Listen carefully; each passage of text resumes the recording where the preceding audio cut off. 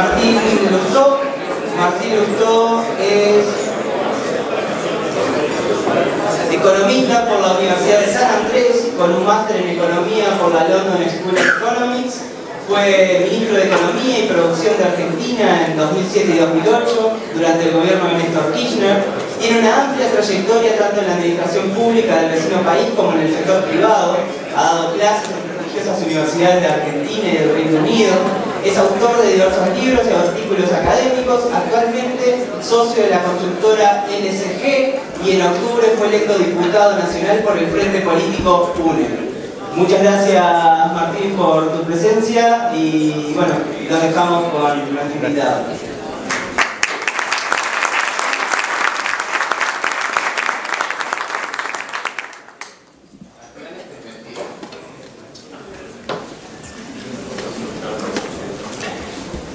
¿Qué tal? Muy buenos días a todos. Muchas gracias al observador y a Vivo y a los esposos por la oportunidad de compartir este día horrible. Y es un enorme placer tanto haberlo conocido a Julio en la cena de ayer como poder haber estado presente en su presentación, que le decía recién es muy atípica para un ex banquero central, porque se concentran las cosas importantes y no las cosas accesorias. Hay un experto en crecimiento, en desarrollo económico, mejor dicho, coreano, que trabaja en Cambridge, que se llama Ha-Joon Chang. A mí me tocó conocerlo hace un tiempo en Irlanda. Tiene varios libros sobre desarrollo económico, pero hay uno muy divertido que se llama 23 cosas que no te dicen del capitalismo. Trata de desmitificar algunas de las cosas que se repiten permanentemente en los medios. Y una de las cosas que dice es: los países donde la economía funciona bien, pero bien en serio, los ministerios de economía no están manejados por economía. Y creo que es cierto que nos concentramos a veces en cosas que no son las más relevantes. Deben contarles un poco qué es lo que quiero hacer. Quiero tratar de explicar qué es lo que pasa en Argentina. Antes el presentador dijo que Argentina le suele traer dolores de cabeza a Uruguay. Quédense tranquilos porque nos trae dolores de cabeza a nosotros también. Un profesor que decía que Argentina es un laboratorio monetario y político extraordinario si uno no fuera el cobayo dentro del laboratorio. Quiero hacer lo siguiente, quiero llegar a lo que está pasando hoy, pero para llegar a lo que está pasando hoy necesito que miremos un poquito qué es lo que estuvo pasando. Si no entendemos qué es lo que fue mutando en estos 10 años de crecimiento, que fue un periodo relativamente extraordinario en la Argentina, no vamos a entender por qué ahora Argentina ha entrado en dificultades. A la presidenta le gusta decir que estos 10 años fueron el periodo más exitoso de los últimos 200 en materia de crecimiento económico, lo cual no es cierto, pero se acerca bastante a la verdad. Argentina solo tiene datos de PBI extrapolados, no oficiales, desde el año 1885. Y la verdad es que es el tercer periodo de crecimiento más exitoso de la Argentina. Los otros dos fueron 1903-1911 y 1918-1926. Y es importante esto que estoy diciendo porque el periodo actual tiene algo de los otros dos. 1903-1911 fue un pico del precio de los productos que Argentina exporta, pico de los productos agrícolas. Y 1918-1926 tuvo que ver con el rebote después de la caída que implicó la Primera Guerra Mundial a nivel global. A eso, en el caso argentino, digo, cuando uno mira qué es lo que estuvo pasando en este tiempo, están las dos cosas. Primero, el enorme rebote después de lo que fue la crisis del 2001, del 2002. De hecho, Argentina estuvo en depresión económica desde el octubre del 98 hasta mayo del 2002. Perdió casi 20 puntos del producto, llegó a tener 24% de desempleo, tuvimos deflación durante un tiempo prolongado, y eso es en sí una depresión económica. Después hubo un rebote, y a eso después se le sumó el aliciente que fueron los precios internacionales. Entonces entendamos primero en estas distintas etapas cómo fue mutando el crecimiento, y fíjense lo siguiente. En la primera etapa, cuando estábamos hablando solo de rebote, ustedes saben que un gobierno todos los años cobra impuestos y después vuelve a poner el dinero a través del gasto en la economía, y uno puede ver cuál es el neto. Y en esos primeros años el gobierno o el Estado funcionaba con un impulso fiscal negativo, le detraía recursos de la economía, le detraía en promedio 1,5 puntos del PBI, y a pesar de eso Argentina crecía al 8,5%. Crecía al 8,5% casi sin inflación, o con inflación muy baja. En el año, yo estaba en el Banco Central desde fines del 2002 hasta fines del 2004, en el año 2003 la 4,6%, en el año 2004 la inflación fue 6,4%. Entonces Argentina crecía muy rápido, con un frente fiscal que cada vez era más sólido y con una inflación baja. ¿Y por qué podía hacer eso?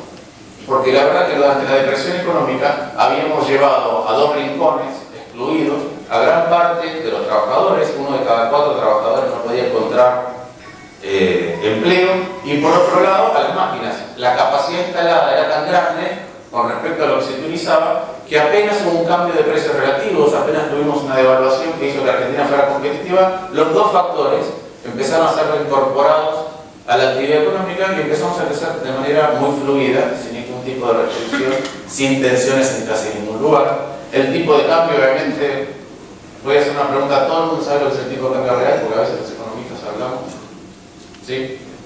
Entonces el tipo de cambio real con la mega devaluación se transforma de golpe en extremadamente depreciado, y Argentina tiene una competitividad extraordinaria por estos motivos. El precio de la soja todavía no era tan relevante, y cuando esto termina de pasar, cuando Argentina termina de rebotar desde la caída, que es hacia el tercer trimestre de 2005, lo que pasa es que el gobierno revierte un poco el sentido del impulso fiscal. Esto que estoy contando de los rebotes no es único de la Argentina, es prototipo de casi cualquier crisis en la que cambie la configuración macroeconómica. Porque si es tan fuerte la crisis que lo que hace es romper aquellos puentes o romper aquellos diques que están impidiendo el crecimiento, ¿sí? La crisis es muy abrupta, pero después el rebote también es muy fluido, y ustedes lo ven ahí en algunas crisis prototípicas de los 90, Corea, Rusia, México y la propia Argentina, cómo fueron los rebotes, y recién a partir del tercer año es que Argentina se despega en esa dinámica de crecimiento de las experiencias anteriores. ¿Por qué se despega? Precisamente porque el Estado decide revertir el impulso fiscal, empieza a agregar crecimiento. En la segunda etapa agrega medio punto de crecimiento. Si uno compara, antes le sacaba un punto y medio, ahora agrego medio punto de crecimiento, son 2 puntos enteros de crecimiento de diferencia, y sin embargo eso ya no se ve tan claramente en la dinámica de la economía. De hecho crecemos un poquito menos y tenemos más inflación. Tenemos más inflación porque otra vez estamos empezando a competir por los factores de producción. El desempleo baja abruptamente, los índices sociales mejoran rápidamente, pero cuando uno tiene una inflación que no es seguida, por la propia dinámica del tipo de cambio, lo que empezamos a tener es una pérdida de la competitividad de la moneda. Esos 2 puntos enteros del producto, que en diferencia de un periodo con otro, que el Estado es capaz de volcar a la economía, no tiene impacto en el frente fiscal, y no tiene impacto en el frente fiscal porque Argentina, el mundo, a partir de ahí, le empieza a regalar mucho dinero en la forma del precio de los componentes. Entonces, si ustedes miran el precio de la soja, ¿sí? Ahí parece que no hay una gran diferencia entre $240 la tonelada y $310 la tonelada, pero lo que pasó en esa segunda etapa es esto. El precio de la soja pasó de valer $200 la tonelada a valer $600 la tonelada. Entonces Argentina, además del rebote, cuando termina el rebote, recibe en una segunda etapa un regalo extraordinario del resto del mundo. Y así como entra en la tercera etapa. ¿Qué es lo que pasa en la tercera etapa? El precio de la soja cae abruptamente, producto de la crisis financiera internacional. Cae de $600 la tonelada a $350 la tonelada. Y como una parte sustancial de los ingresos fiscales se debían a las retenciones al complejo sojero, lo que ocurre es que Argentina deja de tener eso. Y sin embargo decide que en lugar de ordenar algunos elementos del gasto fiscal, va a seguir gastando, pero como ya no tiene esos recursos extraordinarios regalados por el mundo, empieza a buscar otros. Y sigue aumentando el impulso fiscal. De hecho, se agrega casi 1,5 puntos de crecimiento por la acción fiscal a la economía, y la economía ya le cuesta mucho más crecer. Inclusive si uno mira la crisis financiera internacional o la recesión que Argentina tuvo en el año 2009, el crecimiento no llega a ser del 4%. Y si uno mira el gobierno o la administración de Néstor Kirchner en 2003-2007, ahí tuvimos un crecimiento por encima del 8%, pero cuando uno mira 2007 o 2008 hasta la actualidad, el crecimiento no llega a ser del 3% en promedio. Entonces esta tercera etapa es que el gobierno sigue agregando impulso fiscal a la economía. La economía le cuesta mucho más tener un buen desempeño desde el punto de vista de la actividad, y obviamente tiene mayor inflación. Y con esa mayor inflación, la apreciación del tipo de cambio real es aún mucho más abrupta. ¿Qué es lo que hace que el gobierno, a pesar de la caída del precio de la soja, pueda seguir agregándole recursos a la economía? El hecho de que empiece a utilizar stocks que están dando vuelta por ahí para alimentar el crecimiento de hoy.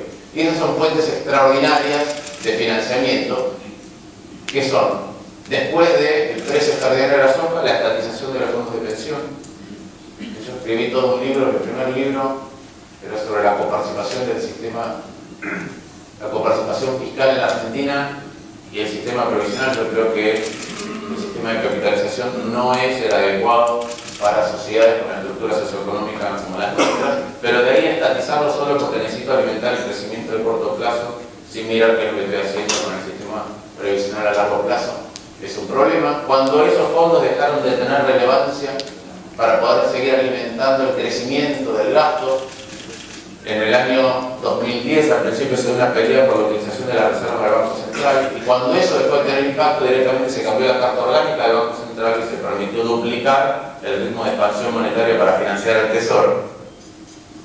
Si uno mira qué es lo que estuvo haciendo Argentina con estas cosas, lo voy a poner de manera futbolera también, es como si la crisis fuera un tremendo accidente que nos hace romper una pierna. La recuperación nuestra es como que empezamos a entrenar y tenemos la pierna bien, y cuando ya estamos en condiciones de competir con el resto del mundo de igual a igual, el mundo nos regala una beca en el mejor centro de entrenamiento, que es el precio de la soja. Y cuando eso se acaba, decidimos que nos vamos a utilizar dinero que tenemos ahorrado para ir a Barcelona y que nos inyecten la hormona de crecimiento de Messi.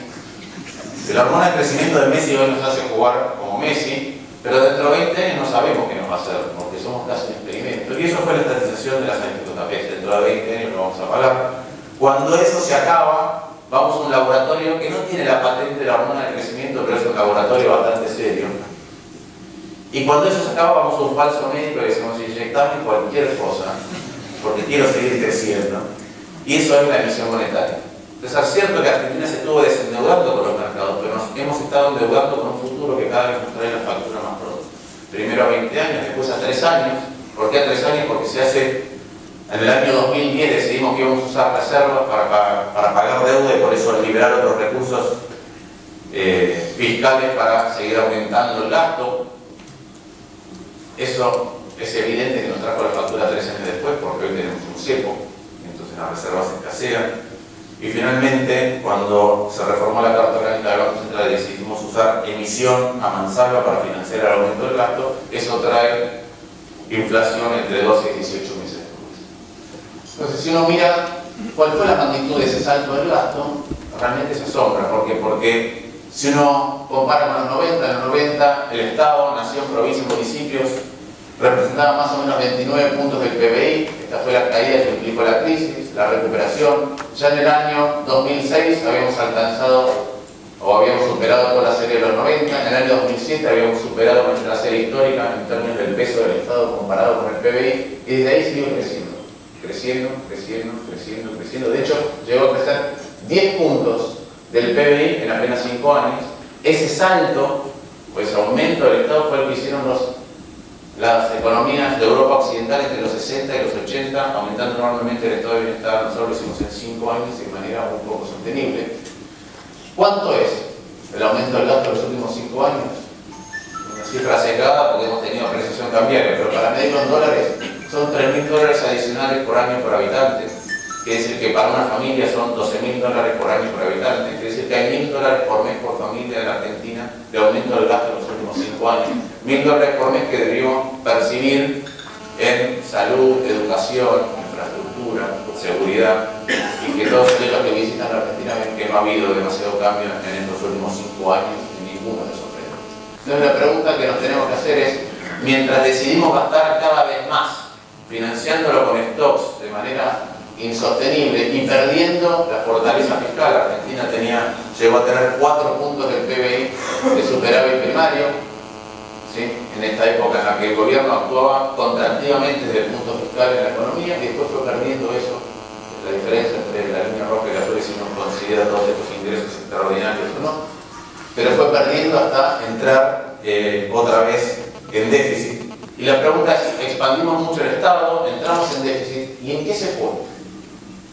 Porque si de acuerdo, por ejemplo, a la presentación de julio, Argentina estuviera invirtiendo en infraestructura productiva, si las carreteras interconectaran la Argentina, si los trenes funcionaran de otra manera, si los aeropuertos y los puertos funcionaran de otra manera, tuviéramos que buscar competitividad ficticia con algunas medidas en los puertos. Si estas cosas ocurrieran y además mejorábamos el sistema educativo, entonces digo, bueno, es un gasto bien empleado. Pero la verdad es que esa no es la historia del deterioro fiscal de la Argentina en los últimos años, sino que tiene que ver con esta cuestión. Y perdonen porque acá lo voy a medir en términos nominales, pero esta es la historia de los subsidios de energía, gas y electricidad, transporte y empresas públicas en Argentina. En el año 2003 los subsidios eran 1.500 millones de pesos, en el 2004 fueron 3.000 millones de pesos, en el 2005 5.000 millones de pesos, en el 2006 9.000 millones de pesos, en el 2007 15.000 millones de pesos. Ahí a nosotros nos llaman al Ministerio de Economía y teníamos una proyección de que se iban a duplicar de 2007 al 2008 cuando ya había empezado la crisis financiera internacional que amenazaba con que Argentina perdiera recursos fiscales. A medida que eso fue pasando, tuvimos un pequeño deterioro del frente fiscal, pero después esta bola de nieve continuó. En el año 2008 los subsidios fueron 31.000 millones de pesos y en el 2009 con recesión fueron 32.000 millones de pesos. En el año 2010 fueron 46.000 millones de pesos, en el año 2011 fueron 82.000 millones de pesos, en el año 2012 fueron 100.000 millones de pesos y este año van a ser 135.000 millones de pesos. Para que se den una idea, porque todo el mundo sabe lo que son $70.000 para comprar un departamento, pero 135.000 millones de pesos es más del 4% de toda la economía argentina. Que si nosotros destinamos el 4% del total de lo que se produce en Argentina a alimentar subsidios que principalmente son para la capital federal y conurbano y que hacen que algunos de los precios de nuestros servicios públicos sean imposibles de recordar por lo baratos que son. No sé cuánto cuesta el boleto de colectivo en Montevideo. $1. En la Argentina lo quieren en dólar blue. En la Argentina cuesta el boleto del colectivo en dólar oficial 25 centavos de dólar. Y cuesta 15 centavos de dólar. Sí. No pregunten por las tarifas de electricidad porque nos van a envidiar. Entonces, ¿qué es lo que pasa? Obviamente, cuando ocurre esto, el frente fiscal se destroza. Estoy gastando 4 puntos enteros del producto en esta cuestión. Ustedes saben que Argentina tuvo sucesivos choques de trenes, ¿sí? Tragedias con varios muertos. Con 135.000 millones de pesos reacondicionamos 2 veces la totalidad de los 20.000 kilómetros de vías ferroviarias de Argentina. Y nosotros lo estamos gastando por año. Creo que fue en el año 2010 que el Congreso de Estados Unidos le negó a Obama un paquete para gastar 575.000 millones de dólares en 2 años para aumentar el nivel de empleo. 575.000 millones de dólares en Estados Unidos dividido en 2 años es el 1,5% de la economía cada año. Argentina está gastando 4,5 puntos, 4,3 puntos del producto en estos subsidios todos los años. Y pasan 2 cosas. La primera es que tengo que financiar esto, porque este Estado se expande, es una dinámica de bola de nieve. ¿Por qué? Porque si producir un servicio público cuesta 100, y yo tengo 100 de tarifas, tengo 20% de inflación de costos, tengo 120, y no subo las tarifas, tengo 20 de subsidios. Si vuelvo a tener 20% de inflación de costos, tengo 144, tengo 44 de subsidios. Si ustedes dejan alimentar esta dinámica durante 10 años, lo que tienen es una bola de nieve. Y a medida que el Estado tiene que encontrar maneras de financiar esta bola de nieve, termina recurriendo a la emisión. Entonces, si ustedes se preguntan cuántos recursos le va a sacar el Banco Central al Tesoro este año, la respuesta es 135.000 millones de pesos. Entonces, ¿qué es lo que pasa? Hay un gasto extraordinario que se lo ponen en el sector privado, me devuelven mucho dinero, no me cobran lo que corresponde, yo tengo, por no pagar tarifas de luz o de electricidad o transporte, lo que realmente vale producirlo, me están dando un subsidio, para darme lo están emitiendo dinero, y además lo otro que hay que ver es qué es lo que hago con ese subsidio. Y en Argentina uno de los problemas es que cuando uno tiene que decidir si lo va a ahorrar para que otro lo invierta o lo va a consumir ya, la tasa de interés es tan negativa que y no podemos comprar dólares, que es nuestro deporte favorito, desde el 86 a la fecha, porque hasta el 86 era el fútbol, pero desde que no podemos ganar campeonatos mundiales ni pasar de cuartos final, es comprar dólares. Entonces, como no podemos hacer eso directamente, los subsidios que percibimos los gastamos. En Argentina, si una persona persona común y corriente, vamos a cerrar de un banco, hacer un plazo fijo, el plazo fijo le paga 15%. Pero si uno, quiere decir que uno pone 10.000 pesos y al fin de año tiene 11.500 y puede estar muy contento que ganó 1.500 pesos. Pero si uno mira qué pasó con la inflación, lo que valía 10.000 pesos al principio del año vale 12.500 a fin de año, entonces perdió 1.000 pesos por haber puesto el dinero en un banco. Cuando eso pasa, los argentinos nos volcamos obviamente a consumir, a adelantar consumo, no el consumo que uno hace cotidianamente, pero sí aquel que hace esporádicamente, esto se puede adelantar. Por eso la Argentina, por ejemplo, tiene un boom de venta de autos, o tuvo un boom de venta de electrodomésticos, que acelero lo más que puedo el consumo. Estamos comprando plasma, después LCD, después LED, después D3D, y ustedes saben, ustedes conocen nuestra televisión, no da tampoco para ver. La tasa de interés negativa en la Argentina, desde 0 en el 2003, 10 puntos negativos. Entonces, hay una parte de la economía, ciertos sectores, que están disfrutando un boom de consumo realmente extraordinario comparado con el resto de la actividad económica. Y hay otra parte de la economía que le cuesta cada vez más traccionar producto de la inflación. Ahora, esta combinación, yo sé que en la Argentina hay discusiones de si la inflación es producto de la concentración del mercado en algunos sectores, etc. Todo esto claramente no es así. Ni Uruguay, ni Brasil, ni Chile tienen menos concentración económica que la Argentina. Y además la concentración económica lo que hace es permitir que alguien esté cobrando un precio por encima del de competencia perfecta, pero no explica por qué ese precio sube 25-26% todos los años. Entonces, ¿qué es lo que pasa? El Estado gasta mucho y mal. ¿Sí? Un ducto de aire caliente que va a un globo aerostático y lo financia con emisión, que es el otro ducto de aire caliente. Y las tasas de interés son negativas, con lo cual el consumo privado hace exactamente lo mismo. No hay manera de que el globo aerostático, que son los precios, deje de subir. Si no corregimos esta cuestión. Entonces eso es lo que está pasando con la inflación en la Argentina. Y la inflación, obviamente lo que hace, si el tipo de cambio se va rezagando con respecto al nivel de inflación, lo que empieza a pasar es que afecta a la competitividad.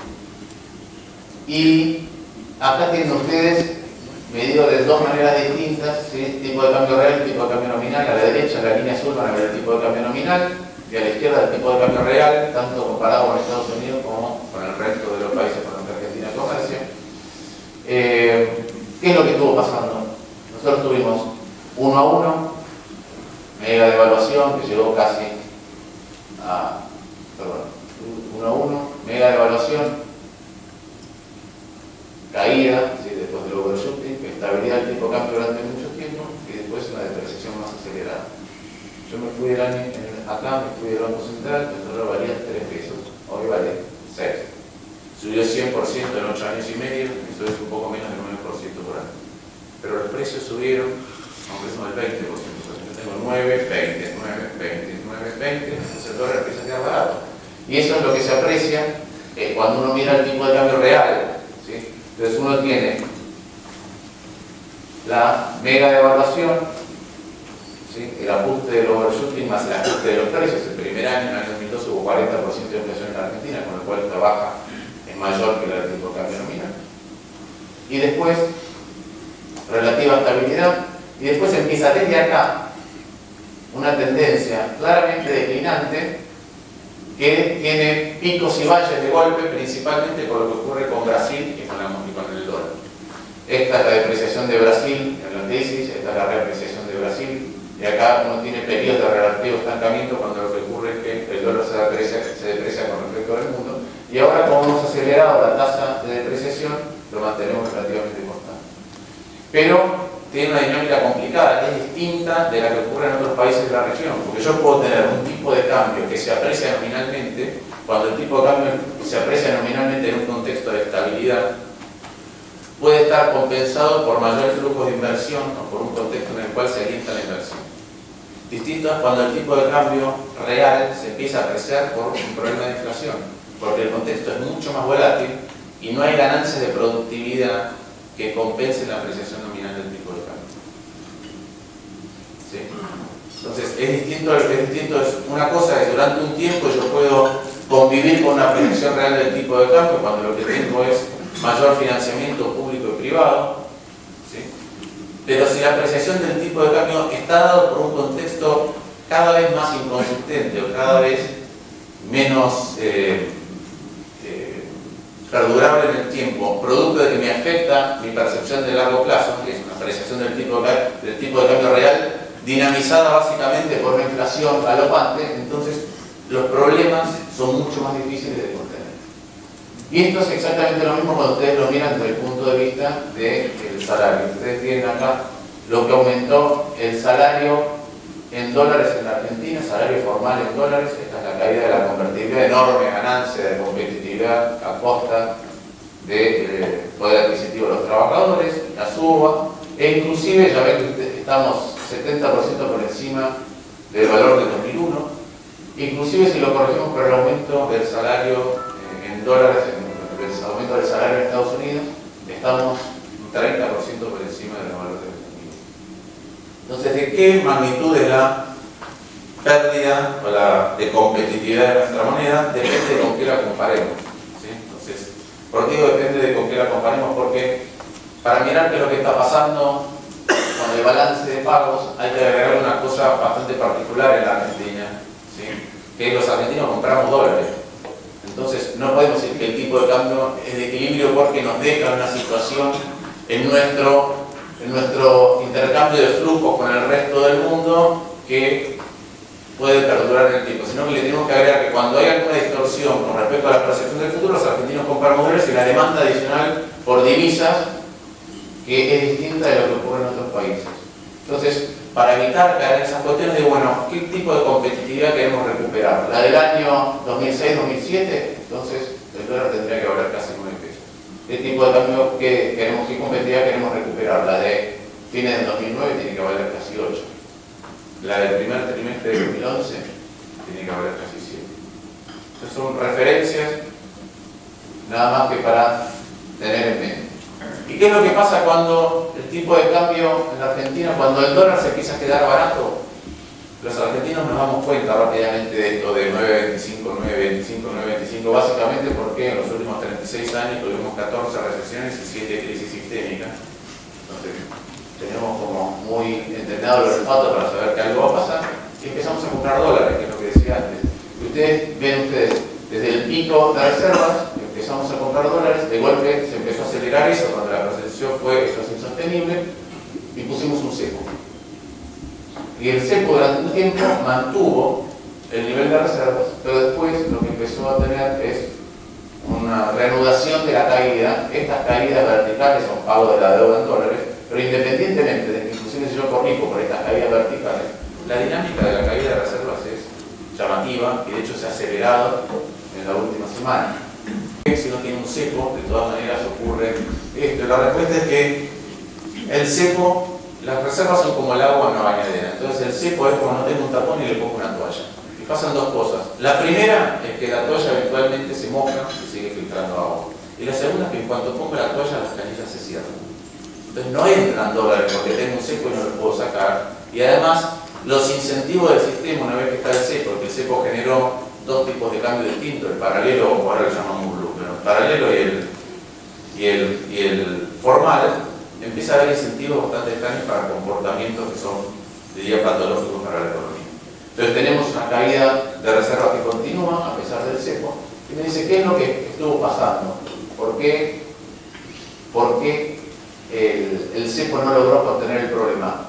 Fíjense ustedes, en el año 2011 se iba mucho dinero para este comportamiento de los argentinos de dolarizar, decir, bueno, compremos dólares para poder ahorrar una moneda que nos permita, que sea como una garrocha que nos permita pasar o mantener nuestro poder adquisitivo de hoy para el futuro si sobreviene algún problema. Cuando pusimos el cepo, paramos drásticamente la dolarización de portafolios, ¿sí?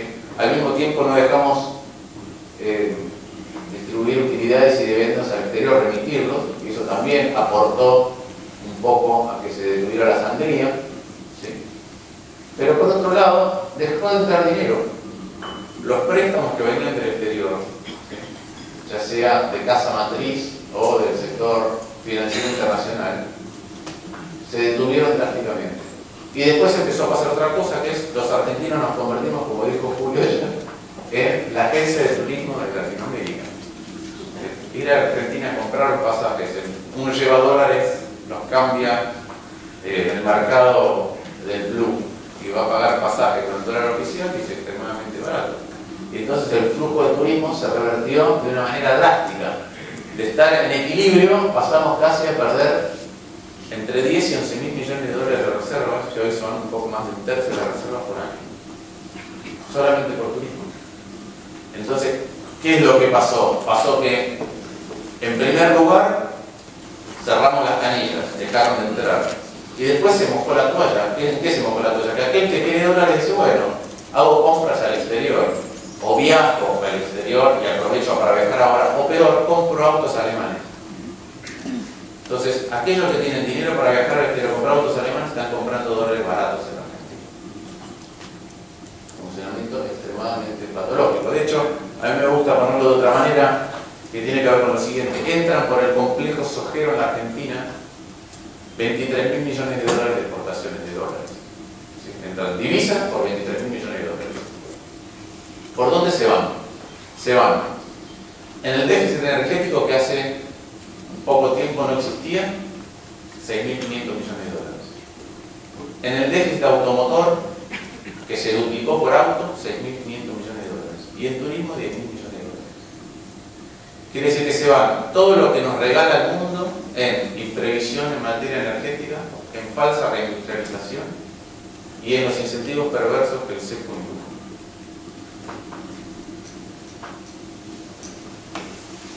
Fíjense ustedes, este gráfico que hizo mi socio es extremadamente ilustrativo de qué es lo que pasa con el turismo. Saldo de turismo positivo, positivo, positivo. Obviamente cuando Argentina era barata, el saldo era más alto. Cuando Argentina se empieza a carecer, baja. Y de golpe ponemos el cepo y el saldo por turismo se destroza. 10.000 millones de dólares se van por turismo en Argentina, insisto. ¿Por qué? Obviamente porque lo primero que pasa es que como ustedes ven en Argentina ya no pagan más nada por tarjeta, con tarjeta de crédito, entonces no entran dólares en el circuito formal. Y lo otro que pasa es que cuando quieren, son argentinos, si quieren salir de la Argentina pagan todo con tarjeta de crédito, con lo cual se van a la caída de los ingresos por turismo y la suba de los ingresos por turismo. Entonces, ahí tienen ustedes las fuentes de por qué no funciona el cepo, y lo que hicimos con el cepo en realidad fue cambiar la manera en que drenan las reservas. La toalla más las canillas. Entonces, si antes se iban por dolarización y utilidades y dividendos, fíjense, eso lo paramos. Pero esto era lo que pasaba con turismo en el sector de la industria automotriz y la energía, y esto es lo que pasa ahora. Entonces, ¿qué es lo que está pasando en Argentina? Cuando uno mira, dice, bueno, el Banco Central está emitiendo un ritmo de 8 o 9 mil millones de pesos por mes y pierde dólares a un ritmo de 1.000 millones de dólares por mes. Entonces, no es cierto, los argentinos venimos acostumbrados de los 90 a hacer todo el tipo de cambio de convertibilidad. No es una guía para nada, salvo para mostrar, acá no estoy haciendo proyecciones de tipo de cambios, salvo para mostrar la inconsistencia creciente que se está desarrollando en estos ámbitos. Cada vez hay más pesos circulando, cada vez hay menos dólares en el Banco Central. Si yo quisiera, ver cuál es el tipo de cambio implícito en eso, 12,5 fines de este año y 19 el año que viene. Insisto, para que después nadie me insiste, esta no es una proyección del tipo de cambio que viene el próximo año en la Argentina. Entonces, uno mira y dice, bueno, Argentina tuvo, merced a la crisis, la liberación de los obstáculos tradicionales para crecer. ¿Por qué? Porque los obstáculos que Argentina había tenido durante el fin de los 90, que son versión repetida y agravada de otras épocas, eran el tipo de cambio no era competitivo y producto del peso de la deuda, el Estado era deficitario. Y nosotros tuvimos una mega devaluación y un default y una reestructuración. Y la mega devaluación además hizo lo siguiente, como las recaudaciones sobre base nominal, ¿sí? El IVA, si algo vale 10, recaudo 2,10 en Argentina, si algo vale 20, recaudo 4,20, con lo cual el primer año, el aumento de la inflación en el 2002, junto con menores demandas producto de la crisis sobre el Estado, hizo que el Estado pasara a ser superavitario. Entonces, de golpe teníamos tipo de cambio hipercompetitivo, superávit primario, y además nos pagamos deuda y después la reestructuramos. Entonces aquellas cosas que nos impedían crecer se habían evaporado junto con la crisis que costó muertos, 5 presidentes, 25% de desempleo, 50% de pobreza. Pero eliminaron los obstáculos para crecer. Y después el mundo nos regaló algo más. Y todo eso hoy, si quieren, todos esos pilares que permitían tener mayor orgullo, tranquilidad y crecimiento se han evaporado. El superávit primario pasó en los últimos 5 o 6 años de tener todavía 2 puntos del producto a estar en déficit casi al mismo nivel o superior. El tipo de cambio perdió 32%.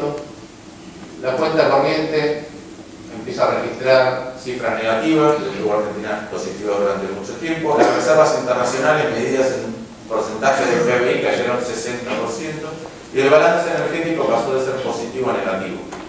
Entonces, todas estas cosas que nos daban tranquilidad ya no están. Lo que sí queda es que Argentina está, como dije antes, desendeudada con los mercados, pero endeudada con el futuro. Y ahí con los mercados tenemos un problema que también tiene que ver con la mala gestión, que es la situación jurídica en los Estados Unidos.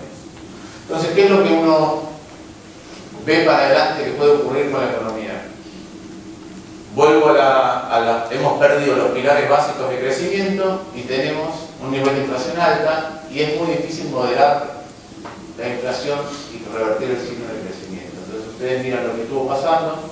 Esta es la crisis del 2009, la recuperación, otra vez una caída, ¿sí? Y acá, esta es una recuperación. Algunas de estas cifras están muy sesgadas por el hecho de que la comparación interanual es muy mala, pero la verdad es que a Argentina genuinamente le cuesta encontrar crecimiento cada vez más. Y si bien en la crisis del 2009 hubo una desaceleración importante de la inflación, hoy eso no está ocurriendo. Entonces Argentina casi no crece, le cuesta mucho, la economía está pesada y sin embargo el ritmo de inflación sigue muy permanente.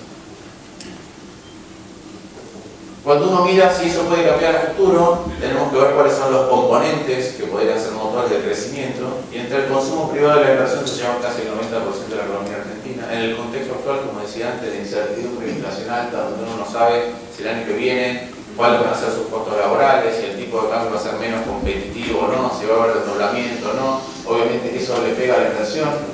Ahí tienen ustedes el comportamiento de la inversión, que cayó 5% en 2012, que todavía no logra recuperarse.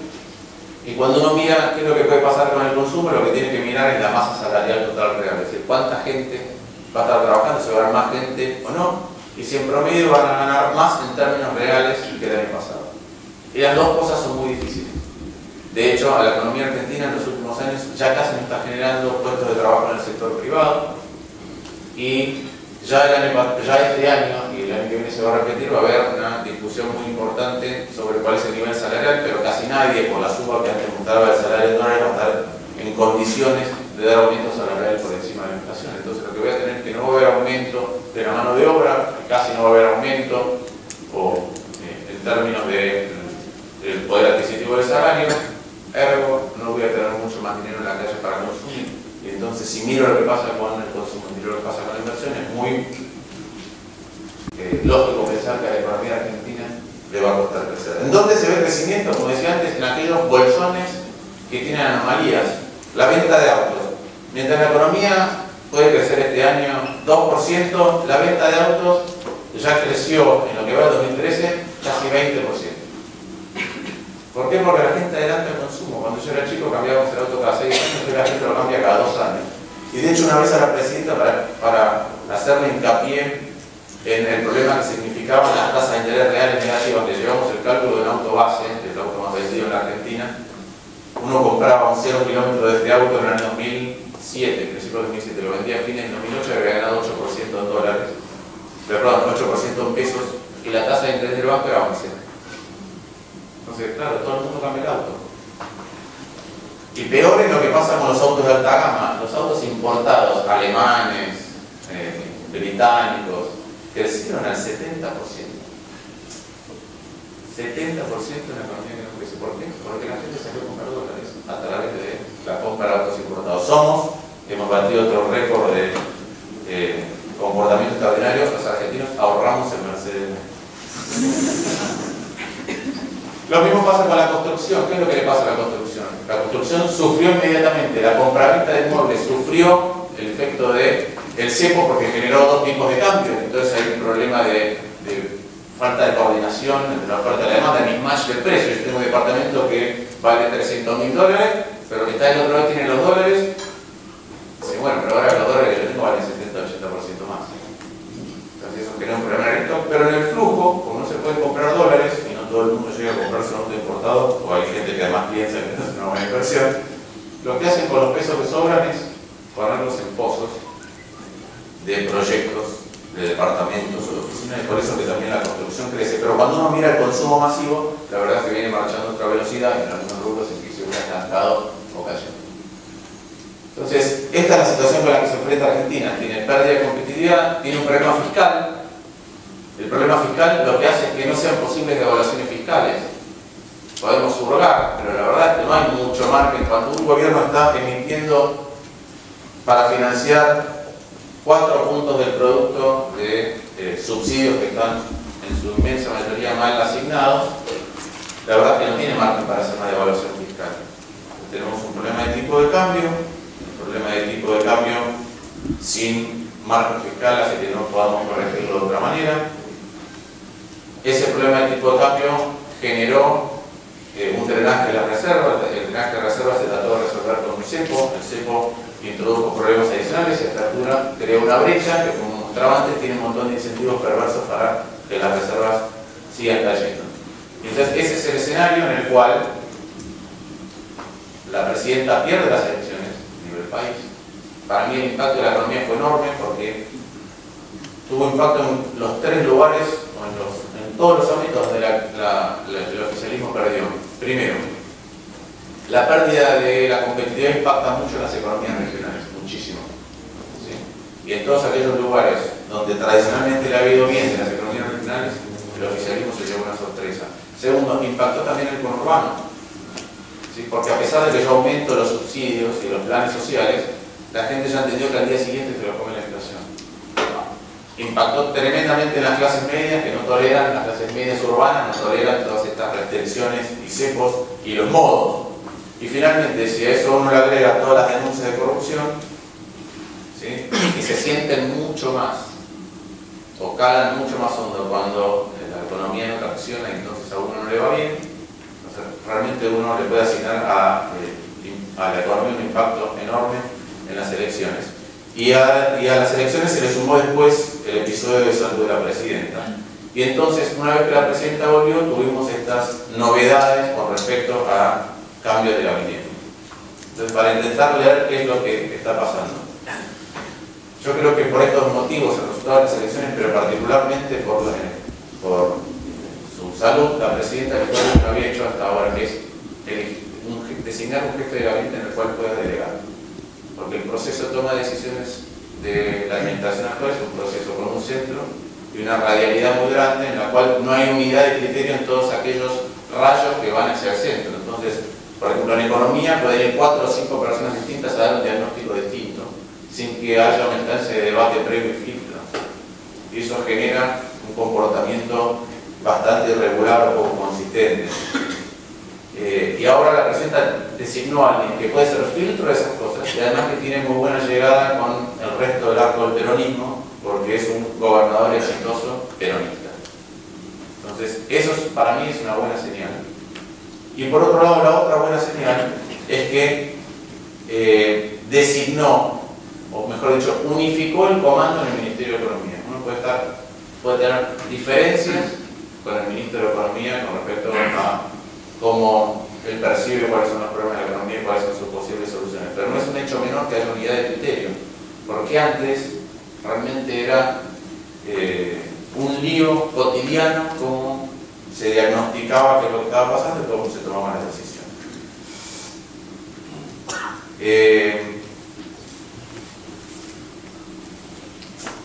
¿Cuáles son los riesgos de este funcionamiento? Uno mira y dice, bueno, a ver, unificamos el Ministerio de Economía y eso es positivo.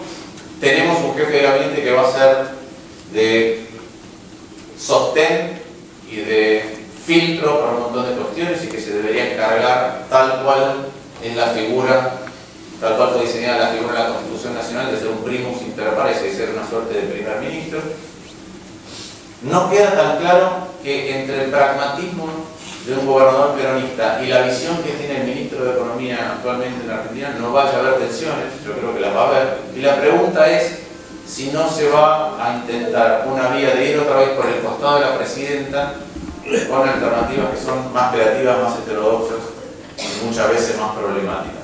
Entonces ahora, Kicillof tiene más poder, debería consensuar con Capitanich, pero todavía esto está por verse, está por ver cómo funciona. Y la verdad es que, a pesar de las dificultades o de las urgencias que tiene Argentina es una dificultad estructural que es la madre de todos los demás problemas, que es la inflación.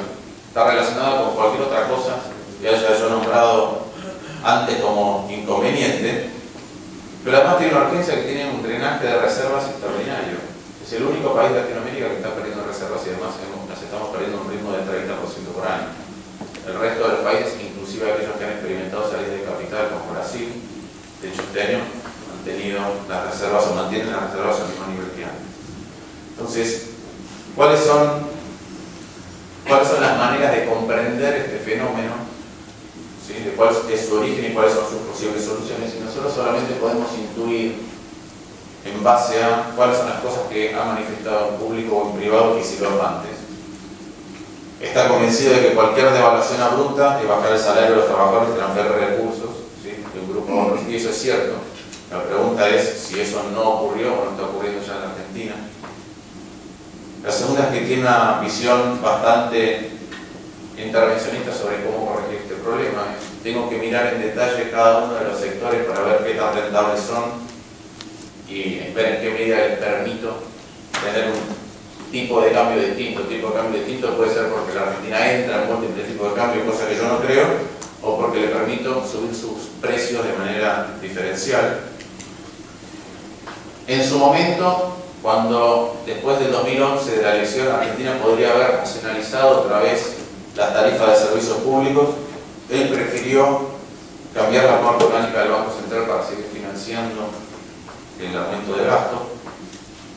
Y tampoco cree mucho en el impacto de la suba de tasas de interés para moderar ninguna de las cuestiones inflacionarias, ni siquiera cuando las tasas de interés son tan negativas como en Argentina. Entonces, todavía en ciernes dentro del gobierno va a haber una discusión entre aquellos que son más pragmáticos, les guste o no les guste lo que ya la economía les está forzándolos a hacer, y aquellos que todavía creen que se pueden utilizar mecanismos, como decía antes, muy heterodoxos para contener el problema. Lo que pasa es que cuando la dinámica financiera empieza a cobrar velocidad, la verdad que si uno no tiene bien calibrado con qué le va a tirar, es muy difícil pararlo. Entonces, primero, lo que tiene que discutir, y nos llama a todos la atención en Argentina, que todavía no se haya tomado ninguna decisión, y esto puede tener que ver con esta dinámica de enfrentamiento interno, de tener que ir, por lo menos en cuestiones muy grandes todavía, que ir a lograr el aval de la presidenta. Lo primero que tenemos que hacer es parar el drenaje de reservas, ¿sí? Y la verdad es que ahí hay distintas alternativas. Una es pararla por precio, es decir, la verdad que como se van 11.000 millones de dólares por turismo, dejamos de ser la agencia de turismo de Latinoamérica y toda compra en el exterior con tarjeta de crédito se liquida un tipo de cambio distinto, muy parecido al blue, y se acabó. O si no se acabó, por lo menos va a mermar mucho el interés por comprar cosas en el exterior. Doy como ejemplo en mi oficina, las secretarias se la pasan recibiendo paquetes de China.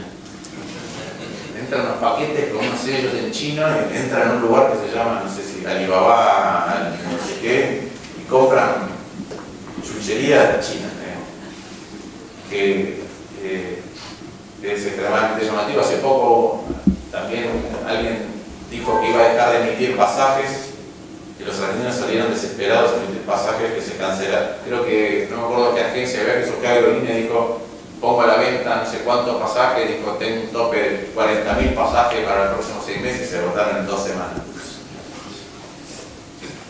¿Pasó algo? Es decir, bueno, el precio para todo aquello que tenga que ver con el turismo, entre comillas, es distinto. La otra es poner restricciones de cantidad. Que no se puede comprar, nadie puede gastar en el exterior más de tantos dólares, que es una restricción más parecida a la venezolana. Hay gente que dice tratemos de legalizar el blue, ¿sí? Que es sea un canal legal no punible a través del cual alguien hace una compra-venta. Tiene como ventaja el hecho de que aquellos que quieran traer dólares a la Argentina lo hacen a un tipo de cambio que les resulta atractivo. Tiene como desventaja que si yo abro las compuertas con la enorme cantidad de emisión de depósitos que hay, si abro las compuertas de que cualquiera pueda comprar dólares a un tipo de cambio blue que ya es legal, eso va a aumentar mucho el blue. Entonces, ninguna medida es buena, pero alguna van a tener que tomar. Entonces, una, la más sencilla, es la restricción por precio. La restricción por cantidad es más ineficiente, porque imagínense una empresa exportadora que tiene que mandar a un gerente comercial por Latinoamérica o para el mundo para vender, y que le decimos no solamente por año puede comprar $2.000. Es un problema adicional, como el resto de las trabas que ustedes han sufrido y que los mismos argentinos padecemos, por ejemplo, cuando no entran insumos industriales.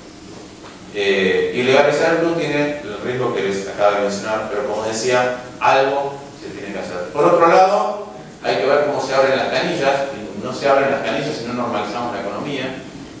Ahí todavía la visión del Ministerio de Economía no es tanto de normalización como lo entendería cualquiera, sino ver cómo buscar fuentes ad hoc de corto plazo para traer dólares. A veces son acuerdos con otros bancos centrales para préstamos a nuestro Banco Central. El blanqueo de capitales fue un intento que no funcionó, y delegar o tercerizar la emisión de deuda es otra, ¿sí? Que sean algunas provincias las que buscan dólares en el exterior, o que sea la propia YPF que está suscribiendo en principio un acuerdo para dejar de litigar, ¿sí? Para dejar de lado el litigio de la YPF. Es otra alternativa, es tratar de conseguir dólares en el exterior sin tener que ceder en el discurso o en el relato de que no queremos endeudarnos con el mundo.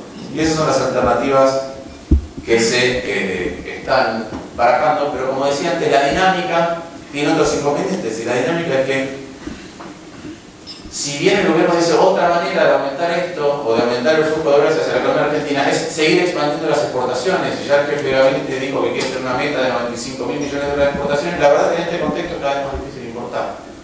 Otra vez el tipo de cambio oficial no es competitivo, los costos suben y tengo restricciones hasta para ciertos insumos para mandar a alguien al exterior a hacer una misión comercial. Entonces, cuesta mucho poder aumentar las importaciones. De hecho, nosotros creemos que inclusive se van a contraer, y eso implica que si bien pueden cambiar los modos, también va a haber un monitoreo muy preciso de cuáles son los dólares que se van por importación. Será menos a mansalva, estará con una sintonía fina en donde no me tengo por qué meter en cosas chiquitas que no tienen impacto y controlar todo, pero seguramente las cosas más grandes sí se controlarán, y se tratará de que no afecten el aparato productivo, y sobre todo creo que aquellas cosas que son suntuarias van a tener una dificultad más grande para entrar a la Argentina, o van a tener un impuesto adicional como ya se está barajando en el caso de los autos de alta gama. Entonces, ¿qué es lo que nosotros vemos para adelante? La verdad es que en los próximos años, lamentablemente, siempre digo, ojalá que me equivoque con esto, pero me cuesta mucho pensar que Argentina va a crecer. Sí, me cuesta mucho pensar que el ritmo de actividad económica se va a sentir en la calle, y me cuesta mucho pensar que la inflación va a ser mucho menor que ahora. Entonces vamos a tener una situación de estagnación. Trato de no decir mucho esto porque un día en una charla saltó alguien del público y me dijo: vos proponés lo mismo que Cavallo, porque aparentemente Cavallo lanzó un libro que se llama Estanflación. Entonces cualquiera que use la expresión estanflación está proponiendo lo mismo que Cavallo, estamos todos describiendo lo mismo, digamos.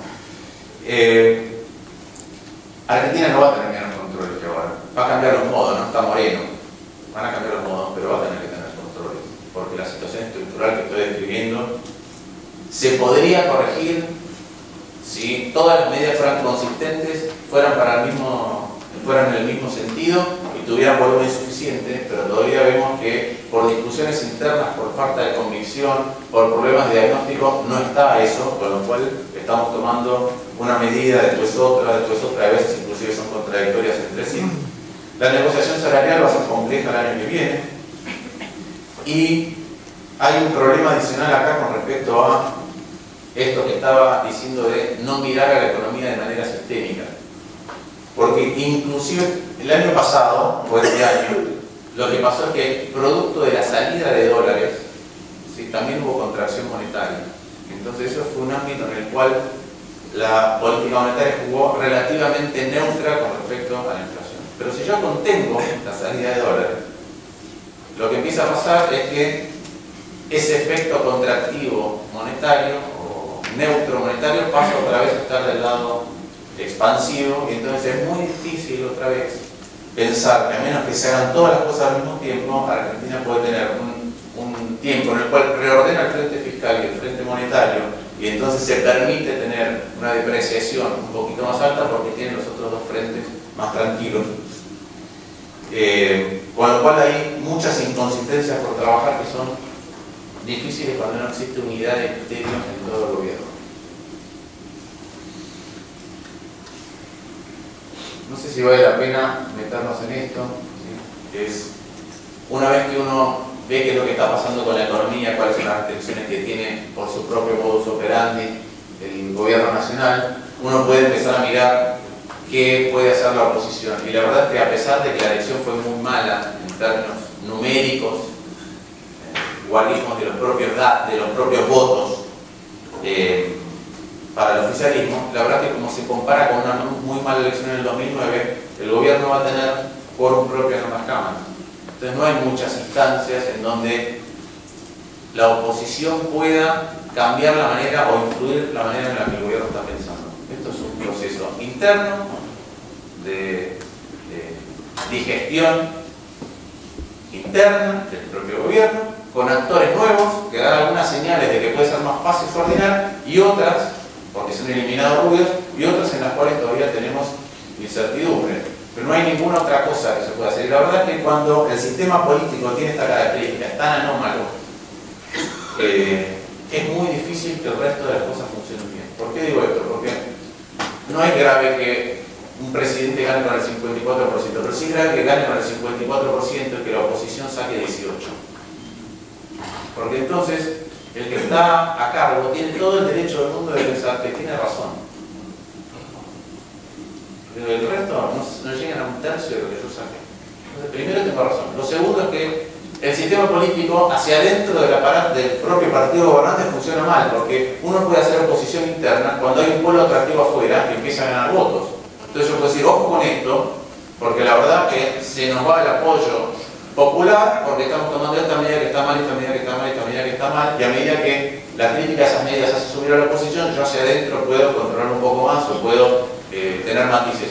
Cuando lo de afuera no existe, el de adentro tampoco puede discrepar. Lo mismo pasa con los empresarios. Los empresarios, ¿para qué van a ir a hablar con un líder de la oposición cuando tienen un problema que tiene 18% y nunca va a tener poder? Entonces, ¿qué hacen? Van y hablan con la presidenta, y lo primero que hacen es decirle a la presidenta lo que ella quiere escuchar. Entonces, no hay oposición interna del partido, no hay oposición externa de otras fuerzas, no hay oposición o no hay otra visión del sector empresario. Entonces, los únicos que dicen algo distinto son los periodistas, y entonces hay un enojo con algunos periodistas. Y no estoy culpando a ningún sector, ni nada, pero eso muchas de las cosas que vimos en Argentina son producto de un sistema político extremadamente desequilibrado y que produce resultados patológicos. Entonces, para terminar, como ustedes decían al principio que les toca padecer a la Argentina, nosotros también nos toca padecer a la Argentina. Uno de los padecimientos más grandes es que nos hemos vuelto extremadamente cortoplacistas, y ese cortoplacismo se acentuó en los últimos años e hizo que muchas cosas que deberían ser extraordinarias para lidiar con crisis se volvieran costumbre. Respuestas absolutamente fuera de cualquier manual se tornan repetidas. Entonces, cuando Cristina Fernández de Kirchner asumió, la alternativa era normalizar el INDEC, mantener la intervención, y se decidió mantener la intervención. Estuvimos muy cerca de arreglar el Club de París en el año, a principios del año 2008, inclusive sin que se metiera el Fondo Monetario, y se decidió no hacerlo. Cuando todavía los subsidios eran de un nivel controlable y se podían corregir después de tener respaldo político en las urnas, se mantuvo el esquema de subsidios y se siguió alimentando a un ritmo voraz. Cuando vino la crisis financiera internacional, que no cambiaba la agenda de la Argentina por primera vez, pero nos obligaba a acelerarla, en lugar de reordenar ese frente, estatizar más el JP. La recuperación y otra vez la economía estaba creciendo y había oportunidad para acomodar el gasto, particularmente los subsidios. Otra vez utilizamos reserva del Banco Central, y lo mismo pasó tiempo después con el cambio de la Carta Orgánica del Banco Central. De hecho, acaba de volver a pasar. Argentina, entre las PASO y las elecciones generales, estuvo discutiendo si había que subir el mínimo no imponible, es decir, bajar la carga de ganancias para más o menos el 25% de los trabajadores. Ese era el momento para discutir tarifas. En lugar de hacer eso, lo que hizo fue volver a subir los impuestos, ¿sí? Impuestos a la distribución de dividendos o los impuestos a las compraventas de empresas que no cotizan en bolsa. Ninguno va a recaudar, la suma de ellos no van a recaudar la pérdida de recursos que tiene haber subido el mínimo disponible. Se tendría que haber financiado con algo mucho más lógico, como lo que acabo de decir, y de hecho hubiera sobrado. Entonces, ¿cuál es el problema principal que yo veo en la economía argentina? Esta recurrencia a lo que es extraordinario, inclusive cuando no hace falta, inclusive cuando no hay crisis. Y ahí voy a retomar lo que decía Julio con respecto a cómo uno mira la competitividad. Argentina tiene una historia de evaluaciones recurrentes. Y la historia de las evaluaciones recurrentes, otra vez hay sectores que reclaman que Argentina debería devaluar. Tiene como trasfondo el hecho de que nunca miramos aquellas cosas que son estructurales e importantes. Volviendo al punto de Hyun Chan, ¿no? Adentro de cada cosa que un país produce hay distintos elementos. Entonces, yo puedo hacer esto, probar 100 pesos, y acá adentro 100 dólares. Supongamos que un peso vale $1. ¿Sí? Y que con 100 dólares yo soy competitivo con el mundo. Y acá adentro que hay insumos importados, hay insumos locales, hay salarios, hay impuestos y hay beneficios. Los insumos importados los tengo que pagar en dólares. Entonces, supongamos que cada una de estas partes son un 20% de lo que hay adentro de los productos. De los 100 dólares, ¿sí? 100 pesos, hago esto por 100 pesos, viene una devaluación y hace que el dólar pase a valer 4 pesos. Entonces yo de los 100 que tengo acá, 20 están en dólares, que son los insumos importados. Los otros 80 pesos de golpe son 20 dólares. Entonces yo puedo hacer punteros láser y no sé cómo se llama este aparato, pero puedo hacer esto por 40 dólares. Cuando hago esto por 40 dólares soy hiper competitivo y empieza la fase de expansión. Y cuando empieza la fase de expansión, si uno no presta atención a las cosas que realmente importan, empieza a haber inflación. ¿Inflación de qué? Inflación de los insumos locales, inflación de salarios, aumento de la carga tributaria, que en la Argentina fue tremenda, y finalmente aumento de beneficios. ¿Hasta cuándo? Hasta que sigue la expansión de los propios rubros y los beneficios empiezan a achicar. Entonces, si paso los 100 dólares, yo dejo de ser competitivo, y si lo excedo por mucho y veo que esa es la dinámica, directamente ya dejo de fabricar punteros y cierro la fábrica. ¿Qué es lo que hay que hacer para poder pagar salarios crecientes en dólares? Bueno, dos cosas. Una es, mis trabajadores tienen que ser más productivos. Y mis trabajadores tienen que ser más productivos, hay más inversión en capital físico y capital humano. Y la otra es que nos olvidamos siempre, y es algo que es casi una mala palabra en nuestra región, pero adentro de cada cosa que producimos está el Estado compitiendo con otros estados. Entonces, si en la combinación de impuestos que nos cobra y servicios que nos dan, va perdiendo la carrera con otros países, es imposible a la larga mantener esta dinámica de salario creciente. Entonces, si mi Estado me cobra cada vez más impuestos, pero no me da puertos, no me da aeropuertos, no me da autopistas, no me da energía, no me da ferrocarriles, en un país, por ejemplo en Argentina, donde la mayor parte del transporte es a granel, entonces hay una parte dentro de lo que yo produzco que está perdiendo enormemente la carrera con otros países. Entonces me cuesta. Y cuando me cuesta, decimos que venga la devaluación. Y Argentina, de hecho, ya devaluó, porque el tipo, como dice un amigo mío, en la Argentina hay un solo dólar. Hay algo que es una unidad de cuenta para el comercio y el turismo. Pero cuando uno quiere un dólar, vale lo que vale en el mercado bruto. Y de hecho, inclusive en esa unidad de cuenta hay un aumento del ritmo de depreciación, que hoy está casi en el 40%. Entonces, esto de que estamos volviendo a las andadas, exigiendo una devaluación para corregir los problemas, ya está otra vez instalado. Lo que pasa es que si no aprendemos de qué es lo que pasó en estas etapas, ¿sí? Esta etapa es también una réplica de otras cosas que pasaron en la Argentina antes. Si no aprendemos de esto para corregir las cuestiones que no tiene que ver con los economistas, sino con cómo se logra mayor productividad, entonces uno es más competitivo porque es más productivo a nivel público que a nivel privado. Entonces nos acostumbramos a lo excepcional, nos acostumbramos al corto plazo. Y esto tiene lamentablemente que ver para mí mucho con los ciclos de la Argentina, porque cuando los ciclos son tan abruptos, cuando uno tiene en 36 años el 40% del tiempo en recesión, empiezan a ocurrir estas cosas, ¿no? Estos ciclos. Fíjense acá, acaso tengo esto desde 1990, pero tenemos una, dos crisis, tres crisis.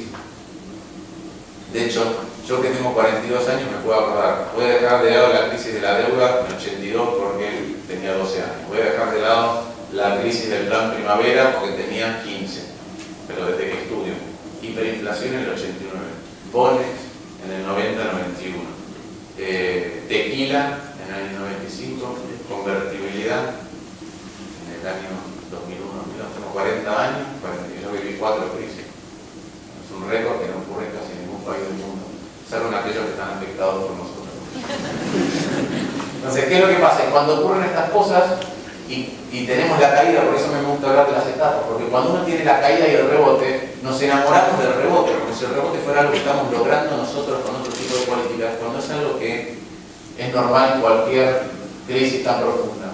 Porque yo puedo decir que este periodo de crecimiento es uno de los más exitosos en nuestra historia, desde el año 2002 hasta el año 2013, ¿sí? Que la pendiente es muy alta, o puedo decir, ¿por qué no mido esto desde mi pico previo de producción, que fue el año 98? Y entonces voy a ver que el crecimiento económico argentino fue solamente el 2,6% anual. Y si le resto el crecimiento de la población, tengo un 1,5% de crecimiento anual del ingreso por habitante. Necesito 45 años para duplicar el ingreso por habitante. Entonces, para mí es siempre importante entender por qué se dan algunas cosas y sacamos de la cabeza, que es algo muy difícil en Argentina, esta propensión al cortoplacismo que nos hace no prestar atención a las causas verdaderas de por qué ocurren las cosas. Si podemos lograr esto, si el sistema político se orienta mejor y si los argentinos no vamos a ser tan cortoplacistas, tenemos oportunidades extraordinarias, porque otra vez el mundo nos regala cosas. La naturaleza nos regaló vaca muerta. Y otra vez tenemos la posibilidad de tener un recurso natural que nos puede poner en la senda del desarrollo, pero si no aprendemos a explotarlo con una concepción de más largo plazo, seguiremos teniendo inconvenientes. Muchas gracias.